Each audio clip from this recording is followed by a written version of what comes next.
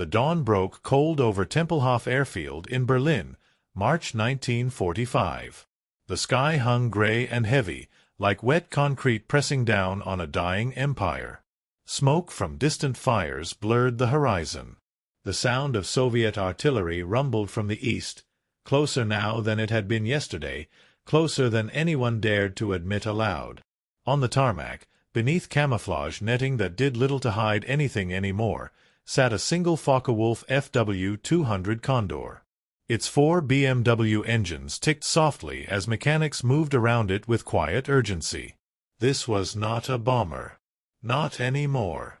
The long-range maritime patrol aircraft had been stripped of its weapons, its gun turrets removed, its belly modified to carry something far more valuable than bombs. Hauptmann Klaus Richter stood beside the fuselage, hands deep in the pockets of his leather flight jacket. His face was lean, unshaven, carved by exhaustion and something deeper, the knowledge that everything he'd fought for was collapsing. He was 32 years old. He'd flown over the Atlantic, hunted convoys off the coast of Norway, survived 3 years of war in the air. But this mission was different. Herr Hauptmann. Richter turned. A thin man in a civilian coat approached, flanked by 2 SS officers. The man carried a worn leather briefcase chained to his wrist. His name was Dr. Werner Heisenberg, though Richter had been told not to use it. In the cargo hold of the Condor, wooden crates sat strapped and sealed. Richter didn't know exactly what was inside. He'd been told only that it was critical research material, documents, prototypes, samples, things that could not fall into Soviet hands. "Everything is ready?" the doctor asked. Richter nodded. "We leave in 20 minutes. Heisenberg's eyes darted toward the eastern sky, where the distant rumble grew louder. "Good. Time is not on our side." One of the SS officers stepped forward. "You understand the importance of this cargo, Hauptmann. If you are intercepted—" "I won't be." "If you are," the officer continued coldly, "you will destroy the aircraft. Completely. Nothing can survive." Richter met his gaze without flinching. "Understood." The crates were already loaded. 12 of them, each marked with stenciled codes that meant nothing to Richter. He'd been briefed by men who spoke in half-truths and veiled warnings. He knew enough. This was uranium research, reactor designs, blueprints for weapons that could level entire cities. The Reich's last desperate gamble to keep its atomic secrets out of enemy hands, not to use them, but to hide them, to bargain with them, perhaps to rebuild somewhere far from the ashes of Berlin. The destination was Norway, a remote airstrip near Trondheim, still under German control. From there, the cargo would be moved by submarine to South America. Or so the plan went. Richter didn't believe in plans anymore. He believed in fuel, weather, and luck. His co-pilot, Lieutenant Hans Vogel, climbed up into the cockpit. Young, barely 23, still carrying the naive belief that orders mattered, that the war could somehow be salvaged. Richter envied him that. "Pre-flight checks complete, Herr Hauptmann," Vogel called down. Richter took one last look at the airfield. Mechanics scattered. The SS officers stepped back. Heisenberg stood motionless, briefcase still chained to his wrist, watching as the last hope of the Third Reich's atomic program was loaded onto a single aging aircraft. Richter climbed into the cockpit. The engines coughed to life one by one, rough, uneven, but running. The Condor shuddered. He wrapped his hands around the control yoke, felt the familiar weight of it, the vibration traveling up through his arms. "Tower, this is Adler 7 requesting clearance for departure," Vogel said into the radio. "Static." Then a tired voice. "Adler 7, you are cleared. Godspeed." The Condor rolled forward, picking up speed, wings trembling. The runway blurred beneath them. Richter pulled back on the yoke. The nose lifted. The wheels left the ground. Berlin fell away below, ruined, burning, dying. And in the cargo hold, 12 wooden crates sat strapped in silence, carrying secrets that could reshape the world. Or destroy it. The flight north had begun. But the sky was full of eyes. The Condor climbed through layers of cloud, engines roaring against the cold. Richter kept the aircraft low, hugging the terrain, weaving between hills and following riverbeds to avoid radar detection. The fuel gauges showed 3/4 full. Enough to reach Trondheim if they flew a clean route. But nothing about this war was clean anymore. Vogel monitored the radio, scanning frequencies for enemy chatter. The Allies controlled the skies now, American bombers by day, British mosquitoes by night. The Luftwaffe was a ghost of itself, scattered and starving for fuel. Every flight was a gamble. "Herr Hauptmann," Vogel said quietly, "we're crossing into contested airspace." Richter didn't answer. His eyes swept the horizon. Visibility was poor. Thick clouds, patches of fog rolling in from the Baltic. Good for hiding. Bad for navigation. They flew for an hour in silence. The landscape below shifted from farmland to forest, from rivers to frozen lakes. Richter checked the compass, adjusted heading, kept the Condor steady. His hands moved automatically, muscle memory from 1,000 flights. But his mind was elsewhere. He thought about the crates, about what they represented. He'd heard rumors, whispers in the officers' mess. A bomb that could destroy an entire city. A weapon beyond comprehension. The scientists had promised it would win the war. But the war was already lost. So what was this, then? A bargaining chip? A threat? Or just the desperate thrashing of a drowning regime? Contact! Vogel's voice cut through the silence. 2 o'clock high, 2 aircraft, descending fast. Richter's head snapped up. He saw them immediately. 2 dark shapes dropping through the cloud layer, sleek and fast. Twin-engine fighters. He recognized the silhouette instantly.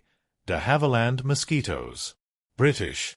Fast, heavily armed, and built to hunt aircraft exactly like his. "They've seen us," Richter said flatly. The Mosquitoes banked hard, splitting formation. One moved to cut off their escape route north, the other dove to attack from behind. The Condor had no defensive guns anymore. They were unarmed, slow, and carrying cargo that couldn't be lost. Evasive maneuvers. Richter shouted.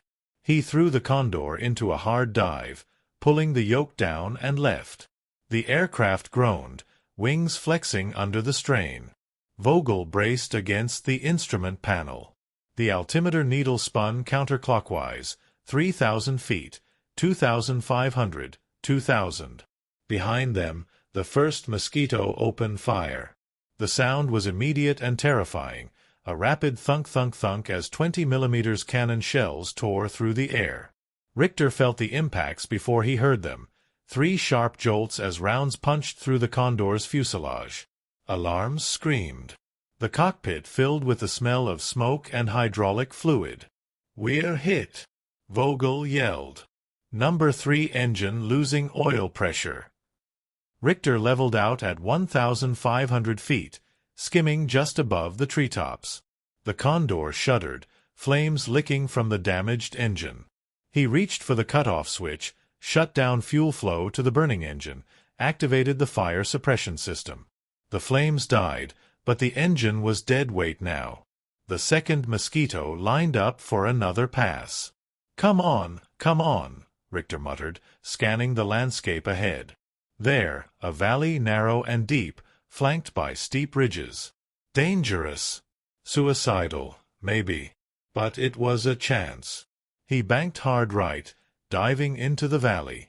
The Condor's wingtips seemed to brush the pine trees on either side. The Mosquito followed, but it was faster, harder to control in tight spaces. Its pilot overshot, pulling up sharply to avoid slamming into the ridge. Richter didn't slow down. He pushed the Condor deeper into the valley, following the twisting terrain, using every trick he'd learned in 3 years of desperate flying. The second Mosquito tried to follow but couldn't match the maneuver in such confined space. It pulled up, circling above, waiting. "They're regrouping," Vogel said, voice tight. "They'll be back." Richter knew. The Mosquitoes were faster, more agile. They could wait. Hunt. Wear him down. The Condor was wounded now, one engine dead, fuel leaking from damaged lines. They wouldn't make it to Trondheim. Not like this. "New plan," Richter said. "We find somewhere to land." "Anywhere." Vogel stared at him. "Land? Here." "Herr Hauptmann, we're in enemy territory." "We're dead if we stay in the air," Richter snapped. "Start looking for a field. Anything flat." The Condor limped north, trailing smoke, pursued by shadows. In the cargo hold, the 12 crates shifted slightly against their restraints. Silent. Waiting. The hunt was on. And the cargo's fate hung by a thread. The valley opened into a stretch of frozen marshland. Richter saw it through the smoke-streaked windscreen, a long, flat expanse of ice and dead grass, flanked by skeletal birch trees. It wasn't a runway. It wasn't even close. But it was the only chance they had. "Brace for landing," he shouted. Vogel gripped the armrests. The Condor descended fast, too fast, engines howling. Richter pulled back on the throttle, extended flaps, prayed the landing gear would hold. The frozen ground rushed up to meet them. The wheels hit hard. The impact jolted through the entire airframe. Metal screamed. The right landing gear collapsed immediately, snapping like a twig. The Condor lurched sideways, wings scraping across the ice, plowing through reeds and frozen mud. Richter fought the controls, trying to keep the aircraft straight, but momentum had its own plans. The Condor spun, skidding across the marsh, shedding pieces, cowling, antenna, stabilizer. The world became a blur of motion and noise. Then, with a final grinding shudder, the aircraft slammed into a snowbank and stopped. Silence. Richter opened his eyes. He was still strapped in. Blood trickled from a cut above his eyebrow. Beside him, Vogel was slumped forward, unconscious but breathing. The cockpit was filled with smoke and the sharp smell of fuel. "Vogel," Richter rasped, shaking his co-pilot. "Hans, wake up." Vogel stirred, groaning. What happened?" "We're down. Move. Now." Richter unbuckled, kicked open the cockpit door, and dropped onto the frozen ground. His legs nearly gave out. He stumbled, caught himself, looked back at the wreckage. The Condor was a ruin, fuselage cracked, wings bent, engines silent. But the cargo hold was intact. He heard engines overhead. The Mosquitoes. Circling. "Get the crates!" Richter yelled. Vogel climbed out, dazed. Together they pulled open the cargo door. Inside, the 12 wooden crates sat undamaged, strapped in place. Richter grabbed the nearest one.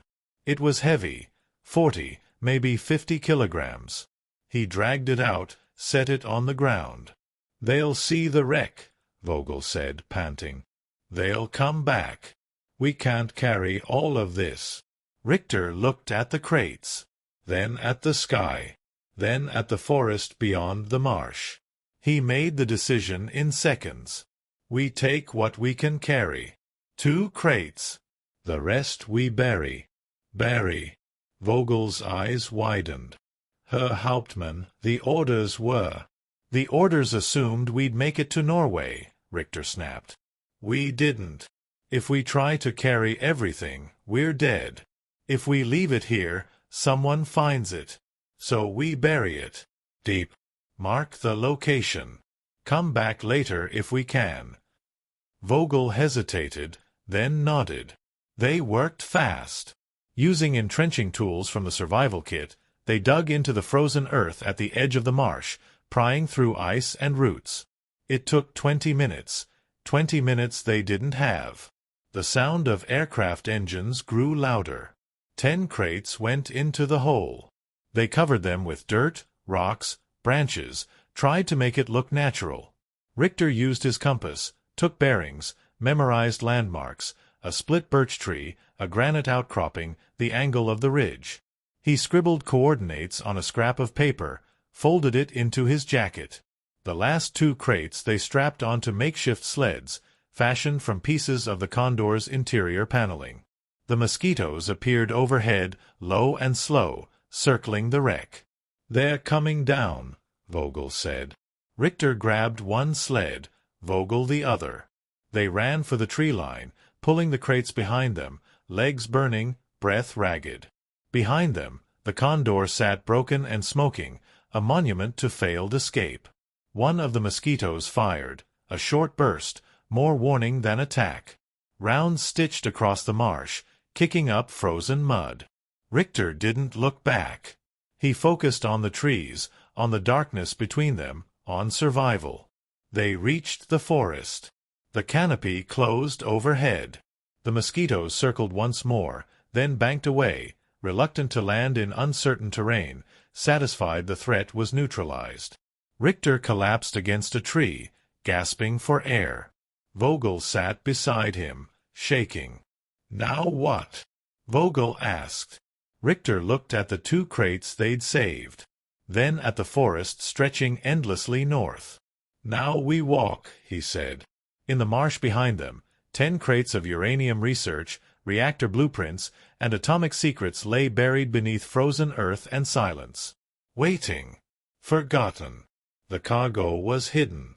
But the question remained, would it stay that way? They walked for 3 days. North, always north, through forests that seemed to have no end. The crates were impossibly heavy. Each step was agony. Richter's shoulder burned where the strap dug in. Vogel limped on a twisted ankle from the crash. They ate frozen rations, drank melted snow, slept in shallow depressions beneath pine boughs. On the 2nd day, they heard voices. Soviet scouts, moving through the forest in a loose patrol. Richter and Vogel hid, buried themselves in snow and deadfall, didn't breathe until the voices faded. When they emerged, Vogel was shaking so hard he could barely stand. "We're not going to make it," he whispered. Richter didn't answer. Because Vogel was right. On the 3rd day, they reached a river, wide, fast, only partially frozen. On the far side, Richter could see smoke from a village. Norwegian, maybe. Or German-held. It didn't matter. They needed shelter, food, warmth. They needed to stop. But the river was a problem. "I'll go first," Richter said. "Test the ice." He stepped onto the frozen surface. It creaked but held. He took another step. Another. The crate scraped behind him, sled runners hissing across the ice. Halfway across, the ice groaned. Richter stopped. His heart hammered. He looked back at Vogel, still on the bank. "Wait," he called. "Don't." The ice cracked. Not beneath Richter. Beneath the crate. The sled broke through, plunged into the black water below. Richter lunged, grabbed the strap, but the weight was too much. The current pulled. The crate disappeared beneath the ice, taking with it half of what they'd saved. "No!" Richter screamed, but it was gone. He stumbled forward, reached the far bank, collapsed. Vogel crossed carefully, one crate still strapped to his back. They sat together in the snow, staring at the river. "One left," Vogel said quietly. Richter nodded. 1 crate. Out of 12. And 10 buried in a marsh they might never find again. They reached the village that night. It was German, barely. A handful of Wehrmacht soldiers, old men and boys, guarding a supply depot that had nothing left to supply. Richter identified himself, showed his papers. The officer in charge, a gray-haired Oberst with empty eyes, nodded slowly. "Berlin has fallen," the Oberst said. "The Führer is dead. The war is over." Richter felt nothing. Just cold. I need to send a message, he said. Coordinates. To someone who can retrieve something. The Oberst studied him. There's no one left to send it to, Hauptmann. Richter realized he was right. The chain of command was broken. The scientists were scattered or captured. The U-boats were scuttled or surrendered. There was no one coming for the cargo. No one who even knew it existed anymore. The remaining crate sat in the corner of the depot. Richter stared at it for a long time. That night, he burned the coordinates. The scrap of paper curled and blackened in the stove's flames. The location of the buried crates disappeared into ash and smoke. Vogel watched him. Why? Because, Richter said slowly, some things should stay buried. 6 months later, American and British intelligence teams scoured Germany for atomic research materials. They found laboratories, documents, scientists. But there were gaps. Missing pieces. Rumors of a shipment that never arrived, crates that vanished, secrets carried north on a doomed flight. They searched. Found nothing. The Condor's wreckage was discovered in 1947 by Norwegian hunters. The aircraft was stripped, salvaged, forgotten. No one thought to search the marsh nearby. The 10 crates remained buried. Richter survived the war. Returned to Germany, worked as a mechanic, never flew again. He told no one about the mission, the crash, the cargo. When he died in 1979, he took the secret with him. Vogel emigrated to Argentina, changed his name, raised a family. On quiet nights, he sometimes thought about the forest, the river, the weight of the crate on his back. He never spoke of it. The last crate, the one that made it to the village, disappeared into the chaos of surrender. Some say it was seized by Allied forces. Others claim it was hidden by German officers, buried somewhere in the Norwegian mountains. No records exist. No evidence survived. But the 10 crates in the marsh, those remained. Silent. Waiting. In 1998, a Swedish documentary filmmaker investigating Nazi atomic research stumbled across Richter's name in declassified files. He traced the flight path, interviewed survivors, searched archives. He found references to critical cargo and northern route, but nothing concrete. He never found the marsh. The crates are still there, buried beneath decades of soil and silence, holding blueprints and samples and secrets that could have changed the outcome of the war, or the shape of the Cold War that followed. Uranium that was never enriched. Designs that were never built. Knowledge that was never used. Sometimes, on cold Berlin nights, in the archives of military history, researchers find scattered references to Operation Adler 7. A footnote. A mystery. A question mark in the margin of history. A Focke-Wulf condor that carried cargo no one could find.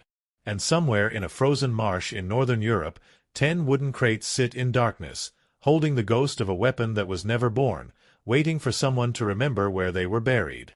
Or perhaps, hoping no one ever does. Because some secrets, once buried, should remain in the earth. Silent. Forgotten. Unchanged.